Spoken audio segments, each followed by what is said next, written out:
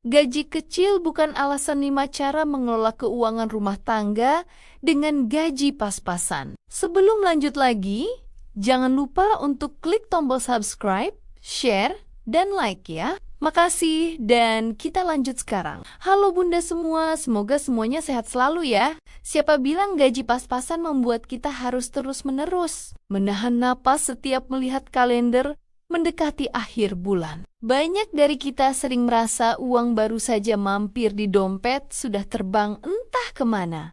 Padahal kebutuhan rumah tangga seolah tidak punya tombol jeda. Mengutip sebuah artikel dari portal ekonomi keluarga terkini, manajemen keuangan yang ketat justru menjadi kunci utama bertahan di tengah gejolak harga kebutuhan pokok yang sedang melonjak tajam saat ini. Mari kita bahas bagaimana cara tetap tenang mengelola dapur meski pemasukan terasa sangat terbatas, agar hidup tidak terasa seperti sedang main petak umpet dengan uang belanja. Pertama, langkah paling mendasar adalah mencatat setiap pengeluaran sekecil apapun. Karena seringkali kebocoran anggaran terjadi dari biaya yang kita anggap sepele seperti parkir atau sekadar jajan kopi kemasan. Bayangkan saja, uang Rp5.000 yang keluar setiap hari tanpa sadar bisa menumpuk menjadi Rp150.000 dalam sebulan. Nominal yang sebenarnya sangat berharga untuk tambahan beli telur atau kebutuhan dapur lainnya.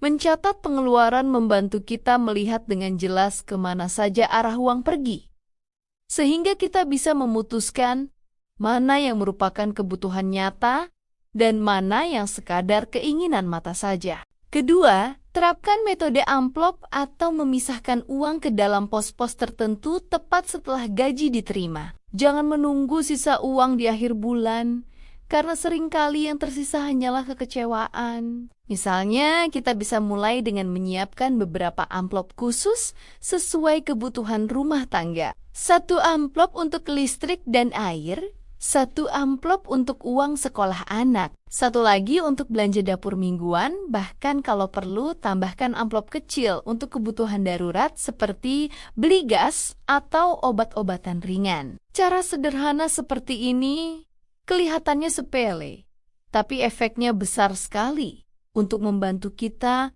lebih sadar kemana uang pergi setiap harinya. Saat uang di dalam amplop mulai menipis, kita otomatis jadi lebih hati-hati sebelum membeli sesuatu. Dan ketika amplop itu benar-benar kosong, itu menjadi alarm alami yang mengingatkan kita untuk berhenti berbelanja dulu, bukan malah mengambil uang dari pos lain secara diam-diam. Metode ini juga sangat ampuh untuk menahan kebiasaan impulsif, terutama saat kita sedang jalan di supermarket, lalu melihat tulisan diskon besar, beli 2 gratis 1, atau promo lucu yang sebenarnya tidak terlalu kita butuhkan. Kadang niat awal cuma beli telur dan minyak goreng, pulangnya malah bawa camilan, wadah estetik, sampai sabun yang stoknya di rumah masih banyak. Dengan sistem amplop, kita jadi punya batas yang jelas. Kita tahu persis berapa maksimal uang yang boleh keluar untuk satu kategori tertentu, jadi keputusan belanja terasa lebih terkontrol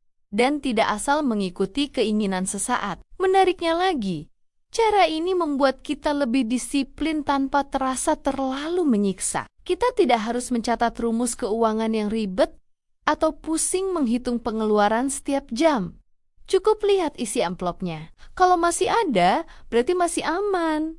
Kalau mulai tipis, berarti harus mulai selektif. Dan kalau habis, ya artinya memang harus berhenti dulu. Sederhana, praktis, tapi sangat membantu menjaga dapur tetap aman sampai akhir bulan tanpa drama uang kok tiba-tiba hilang ya. Ketiga, belajarlah untuk memasak sendiri di rumah sebagai pengganti jajan di luar. Sebab selisih harga antara masak sendiri dan beli, jadi di warung bisa mencapai 2 hingga 3 kali lipat. Masak sendiri di rumah sebenarnya bukan cuma soal mengurangi pengeluaran bulanan atau menekan biaya dapur agar tidak cepat habis. Lebih dari itu, memasak sendiri adalah bentuk perhatian kecil yang dampaknya besar untuk kesehatan keluarga. Kita jadi lebih tahu bahan apa yang masuk ke tubuh anak, pasangan, dan diri sendiri. Mulai dari jumlah garam, minyak, gula, sampai kualitas bahan makanan yang digunakan, semuanya bisa kita kontrol dengan lebih baik dibanding membeli makanan jadi yang kadang terlalu banyak penyedap, minyak berulang, atau porsinya tidak seimbang. Masakan rumahan biasanya jauh lebih bersih, hangat, dan menenangkan. Bahkan sesederhana tumis sayur, telur dadar, dan sambal buatan sendiri seringkali terasa lebih rumah dibanding lauk mahal di luar. Contohnya, banyak ibu rumah tangga yang awalnya terbiasa membeli lauk matang setiap hari karena dianggap lebih praktis. Sekali beli ayam goreng, sambal, sayur matang, belum ditambah gorengan atau minuman, tanpa sadar uang yang keluar bisa cukup besar dalam seminggu. Padahal ketika kebiasaan itu perlahan diganti dengan belanja sayuran segar di pasar tradisional setiap pagi, hasilnya bisa jauh berbeda. Dengan uang yang sama, kita bisa membawa pulang berbagai bahan mentah seperti kangkung, tempe, tahu, telur, ikan kecil, atau bumbu dapur yang cukup untuk beberapa kali masak. Selain lebih hemat, menu juga bisa divariasikan sesuai kebutuhan keluarga. Hari ini sayur bening, besok tumis tempe kacang panjang, lusa sup sederhana. Pengeluaran mingguan pun terasa jauh lebih ringan, tetapi isi meja makan justru lebih lengkap dan bergizi. Keempat, mulailah berbelanja dengan daftar kebutuhan yang sudah disusun rapi dari rumah. Dan tetaplah patuh pada daftar tersebut, meskipun ada godaan barang diskon yang terpampang besar di ujung lorong toko. Godaan diskon seringkali menipu kita untuk membeli barang yang sebenarnya tidak dibutuhkan. Padahal uang tersebut jauh lebih bermanfaat jika ditabung untuk keperluan mendesak. Bayangkan jika kita hanya membeli apa yang ada di daftar, niscaya uang di dompet akan lebih awet dan kita tidak perlu pusing memikirkan tagihan yang membengkak di akhir periode. Kelima, cobalah mencari peluang penghasilan tambahan yang bisa dikerjakan di sela-sela waktu mengurus rumah tangga, seperti menjual camilan buatan sendiri atau menjadi agen produk rumah tangga. Menambah pundi-pundi rupiah bukan berarti harus bekerja sampai lelah, tetapi dengan memanfaatkan keterampilan yang sudah kita punya untuk membantu meringankan beban pengeluaran keluarga. Ingat bahwa setiap rupiah tambahan yang kita kumpulkan adalah bentuk nyata dari usaha kita untuk memberikan masa depan yang lebih stabil bagi orang-orang terkasih di rumah. Mengelola keuangan memang membutuhkan disiplin yang kuat.